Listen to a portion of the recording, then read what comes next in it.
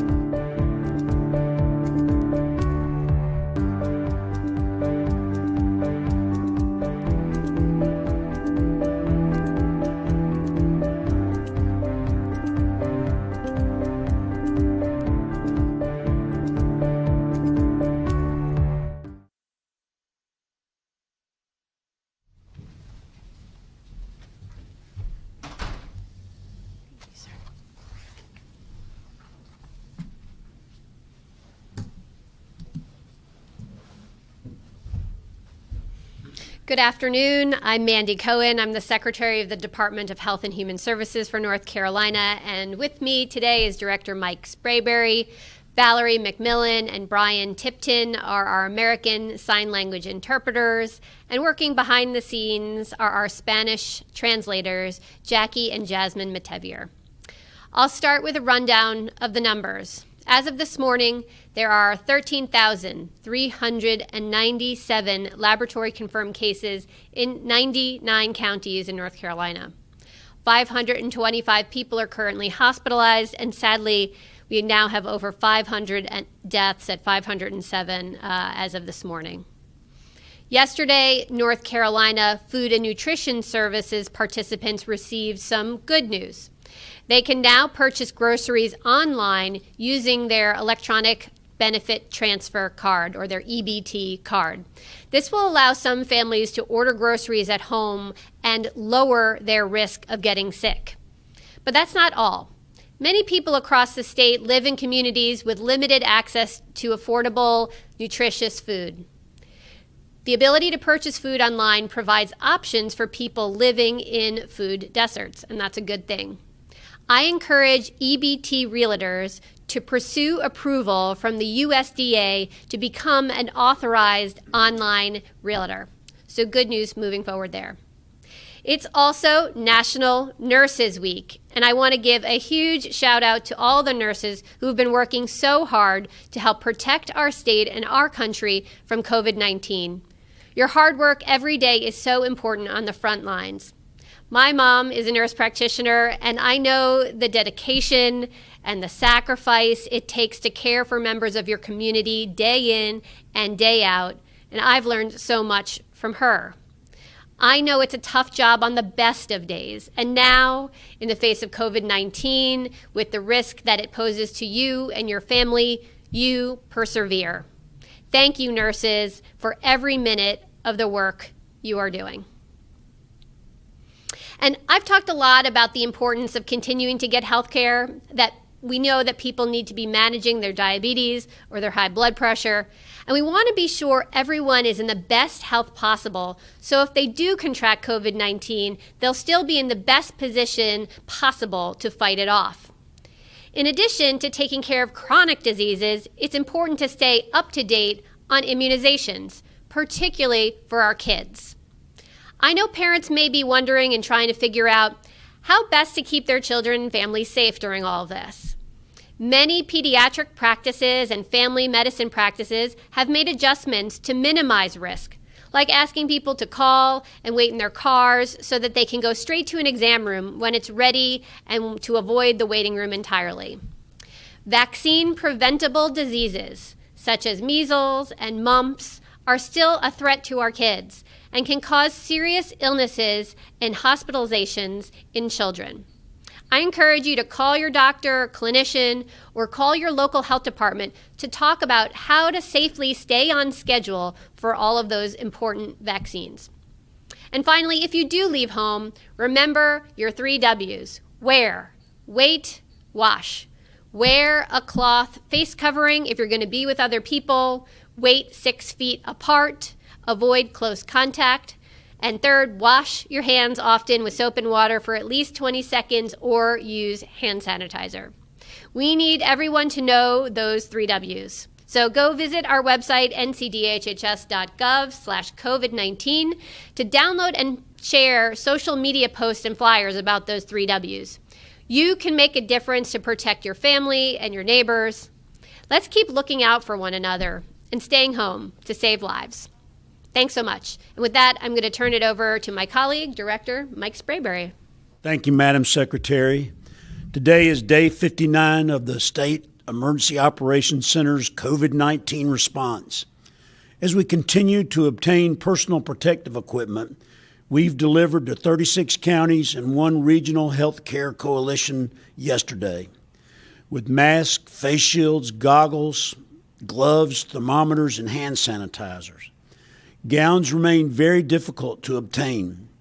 Internet access for student learning is improving thanks to mobile Wi-Fi spots provided by our vital private sector partners. Hotspot devices are being delivered to 29 counties beginning this week. Those hotspots will be deployed on school buses and sent to communities to help students connect to school online. That's good news.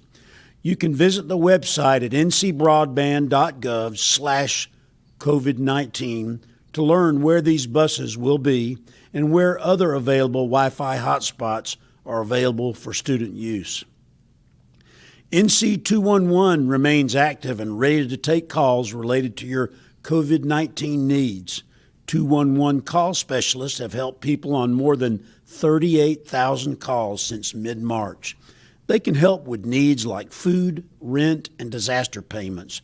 Just call 211. As we've been discussing all week, we're in Hurricane Preparedness Week, and today's focus is on strengthening your home. Of all the hazards that come with hurricanes, flooding is the most damaging. As stated yesterday, having flood insurance is the best thing you can do to prepare for flooding. There are some additional steps you can take to strengthen your home as well. To help mitigate wind damage, you can keep trees well trimmed. Secure lawn furniture and loose objects before a storm. If you have generators, make sure you regularly test and maintain them, and always make sure you do that outdoors. At readync.org, you can download a copy of our brand new North Carolina Hurricane Guide with more information on preparing your home or business. Be sure to check your family emergency kit and make sure it's ready. If you don't have a kit, visit readync.org to find out how to assemble one. Adding wipes, hand sanitizer, and face masks to your kit will help keep your family healthy during this pandemic event. I'd like to echo Dr. Cohen's remarks regarding National Nurses Week. Here's a hearty hand salute to all the nurses who work so hard, not only during this pandemic crisis, but all of the time. They are decisively engaged in the fight against COVID-19. She also gave out some great advice on keeping immunizations up to date. It's so important for our children. As always, thank you for your efforts to follow the governor's instructions to stay home and stay distanced. Keep up the good work, as you are the ones that will help us work our way out of this situation. Remember to wear, wait, and wash to stop the spread. That's wear a cloth face covering, wait at least 6 feet apart, and wash your hands often. Wear, wait, and wash. That's what's going to help us to ease restrictions in our phases and protect our vulnerable populations. As always, don't forget to look out for your family, friends, and neighbors, and to call your loved ones daily. Guaranteed they'll appreciate it. With kindness and cooperation, we'll all get through this together as one team, one mission, and one family. Thank you so much. And now I'll turn it over to Madam Secretary for questions and answers. Ma'am, you have the floor. Great. Thank you so much, Director. And I know we were having a little technical difficulty with the questions, but we'll see if we can turn over to questions. We'll take our first question from Liz Schlemmer at North Carolina Public Radio. Hi, this is Liz Schlemmer from WUNC. My question is for Dr. Cohen. The latest DHHS report for new cases showed the largest daily jump yet in new cases. And I wanted to ask, how can North Carolinians be confident and feel safe with the phase reopening, given that there have been so many new cases just in the last day or so? Liz, thanks so much for the question. And yes, you are right. We did have our largest day-over-day increase in new cases, and we continue to watch these trends closely. As we know, we were already trending up in our case numbers, and when we earlier in the week sort of put together our overall look at where we are in North Carolina and our scorecard, if you will, there was already a red X on cases. We knew we were trending up. But for me, as I think about whether or not we're ready to ease restrictions, we really have to look at the full picture of all of those metrics. We always said we can't just look at one in isolation to make decisions going forward. So we look at all 4 of those trends that we've been talking about, our surveillance trends, which were going down, and then importantly, the percent of positive tests in the context of total testing being done. Because we know that we have been ramping up our testing. We're doing more testing. Yesterday was a huge testing day for us. It was something like 8,000 new tests.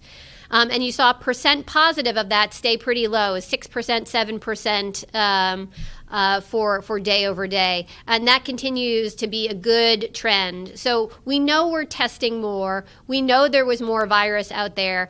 So we knew we were going to find more cases. So as I see those numbers, I think it's definitely something we want to watch. We know we are not perfect. We know this virus is here with us. That is why as we move forward, we didn't say let's throw open everything all at once. We said we have to take a measured approach. We see our case counts going up. We know the virus is here. We have to be measured about this. That's why phase 1, as we think about easing restrictions, focused on lower risk activities as we think about transmission of the virus. So we focused on activities where if you are indoors, they're largely activities where you walk around and not sit. So we were thinking about activities, so going into a retail establishment like a bookstore or a florist or a clothing store. You're going to be walking around when you do that, as opposed to something like sitting in a salon or sitting at a restaurant. Those are higher risk activities. They're not ones that we won't see us moving to. We just said, let's start with the lower risk activities as we do this phased approach, and let us get used to doing the 3 W's, the wear, wait, wash, as early with these lower risk activities, and then we can move on. It's exactly, Liz, your point of that we aren't perfect here. We have to take precautions as we go. But as a whole, I still think we are largely stable with our trends and metrics. We'll continue to watch them, but I feel comfortable where we are in terms of moving forward starting tomorrow. Thank you. Our next question is from Will Duran with the Raleigh News and Observer. Hi there. I had a question about racial profiling regarding the mask rules, have there been any reported cases of people wearing masks being profiled based on, their race or their ethnicity? And if so, So the question, and an important topic, because we think it is really important for everyone to wear a face covering, but we know that not everyone moves through the world in the same way, and we wanted to call out incidents of concerns related to racial profiling or others. We've seen it in other parts of the country. I haven't heard of any reports here in North Carolina, but we wanted to be proactive about saying that that is something we are on guard for, that should not be happening, and if it is, to be reporting that to local law enforcement. So I can follow up with you to see if any have been reported to date, because I know folks have been good about wearing face coverings when they're going out to essential businesses thus far. So I could see if that has happened. I know there have been reports of this in other parts of the country. So we wanted to be as proactive as we could here in North Carolina, because that is something we don't want to see here. Thank you.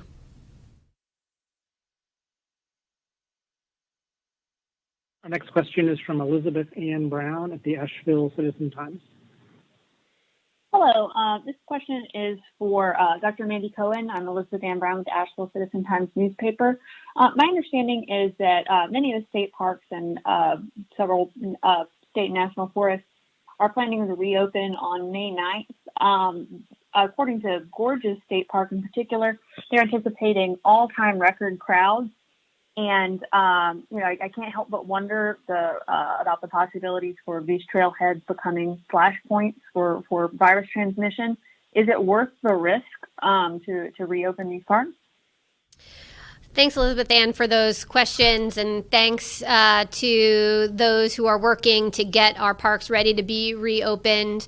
So, look, these are all places where we need to be cautious as we go forward. So as someone is thinking about, will I go to a park this weekend, I think folks want to first evaluate their own personal health risk as well as their family's personal health risk. If it is someone who is over 65 or has underlying health conditions or immunosuppression, they may want to be still staying home right now. For others, they want to take advantage of the fact that these parks are open, the fresh air. We want folks to get exercise and get outside, but we want them to be cautious as they do it. It goes back to the 3 W's. We know this virus is going to be with us. It's going to be with us till we have a vaccine. So I think we're going to have to be very aware of the wearing of face coverings, washing our hands, and waiting 6 feet apart.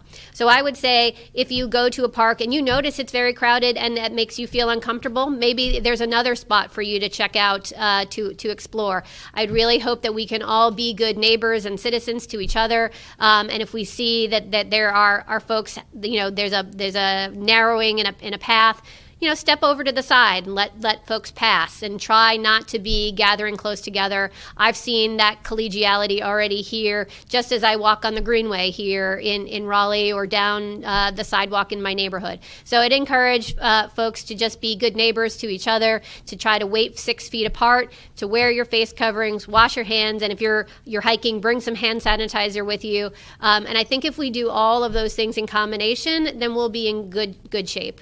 I do think that folks need to understand their own personal health risks and take appropriate steps for themselves as they think about what's right for them and their family. But we're all going to have to be in this together to work through this. I do think it's a good measured step forward as we open these parks, but I hope everyone can abide by the guidance that we've put out. Thank you. Next question is from Erica Bryant at WSOC-TV, Charlotte. Yeah. My question is about correctional facilities. What is the status as far as inmate testing, treatment, and providing masks, access to soap and hot water, strict social distancing, and other measures? Erica, thanks for that important question. So in our correctional facilities, obviously it's been very important to identify anyone who has had symptoms of COVID-19, cough or fever, get them tested, and then understand if they had contacts and test those. I know in correctional facilities where they've been finding COVID-19, then folks went about testing the entire that entire jail or entire prison, and so I think that work is important. I know that they have worked with our team in public health to make sure that they're implementing the infection control measures that are needed in terms of cohorting patients, getting to testing, washing hands, social distancing, all of the things that we have been talking about. So I know that work is ongoing, and so there have been, we do post on our website the places where there have been COVID-19 in some of those correctional facilities, and where testing has been done to understand the virus further. Thank you. Next question is from Julie Havelock with the Carolina Journal. Hi, thank you so much. I wanted to ask about how the age demographics are influencing your plans for the stay-at-home orders, given that some 86% of the deaths are within those 65 or over. So sort of how are you responding to those demographics, and sort of what are your plans going forward? Thanks, Julie. I think so you broke up for a second there. I think your question was, how are we thinking about demographics in terms of our decision making for going forward, and saying that some of the, we see more of the deaths in those that are above 65. And that is exactly right. We know that being of higher risk for severe reaction to COVID-19 has you being either 65 or older, or someone with a chronic disease like diabetes, high blood pressure, asthma, immunosuppression. What we shared earlier in the week were some data about North Carolina in terms of health status. And what we see in adults, that more than half of the adults of North Carolina are either over 65 or have a chronic illness. So we showed data that even our 18 to 25-year-olds, 25% of them have an underlying chronic disease. Could be high blood pressure, could be diabetes. From 25 to 40, again, another third. So this is something where there are risk factors regardless of age. Yes, many of our deaths have been in over 65, but then we see the other deaths are often linked to these chronic diseases. And unfortunately, the way that this virus works, right, is when it spreads through the community, it means that there is more opportunities for those who are over 65 or with those chronic diseases could pick that up. There are some who are still our essential workers, have to go to work every day. We want to be protecting our friends and neighbors. So as we think about these strategies, it really is about a collective. So even if you aren't 65, if you aren't someone with chronic diseases, your actions are protecting your neighbor, your friend. I bet we all could think of someone who we know that might have high blood pressure or diabetes, or asthma, or fighting off cancer, or what have you. I think we all know someone like that in our world. And every time you follow the 3 W's, wear your face covering, you wash your hands, you wait 6 feet apart, you're a hero, and you're helping those folks in your lives just to make sure there's less virus around. Because if there's less virus around, it's going to be less likely that those folks are going to catch it. So it is truly about our actions on the many that do impact so much of our folks who are higher at risk. So that's why we really need everyone's help here, not just thinking about those who are at higher risk. So we keep the virus spread low for everyone, and it protects those at higher risk. Thanks for that, Julie. Next question is from Holden Kerwicki with CBS 17.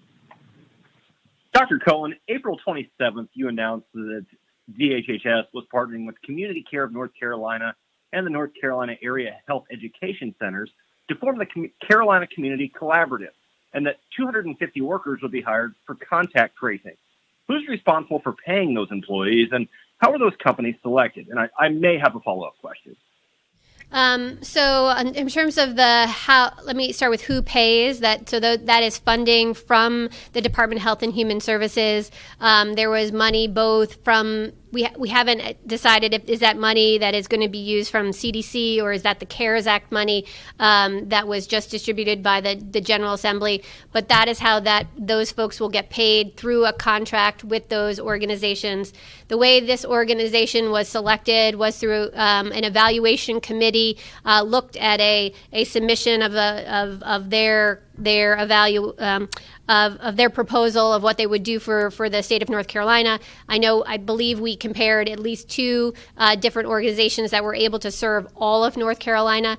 We had a number of organizations that said, we can serve the West, we can serve the East, we can serve Central. We were really looking for a partner that submitted a proposal that could serve the full of the state. We asked for them to have experience working with our local health department as well as our data systems because we needed to get going so quickly. We had an evaluation committee that was formed that was under the person who runs procurement for the Department of Health and Human Services, Iris Cooper.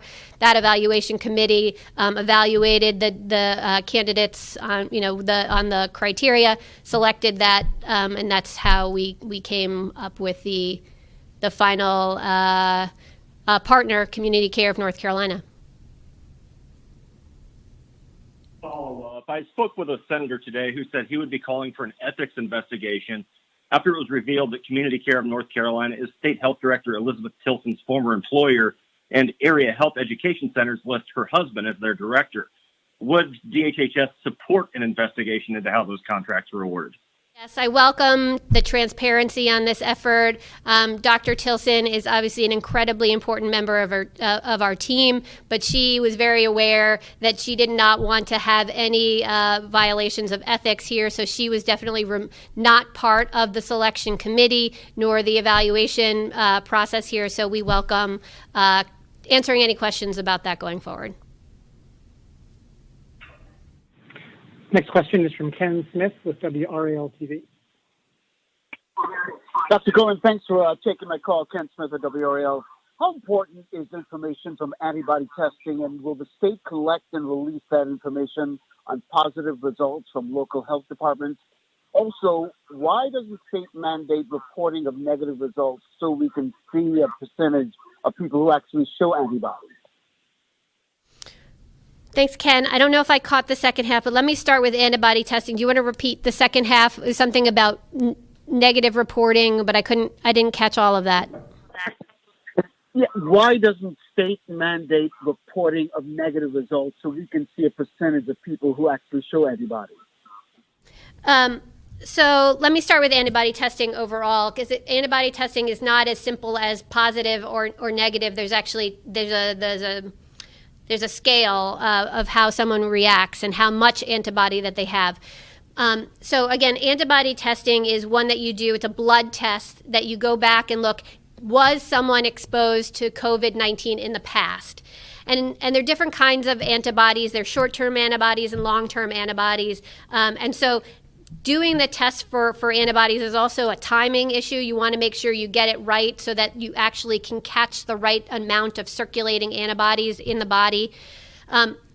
I will also say that we're learning a lot about how to interpret and then how to use antibody tests to understand exposure and prevalence here in North Carolina and what does it exactly mean.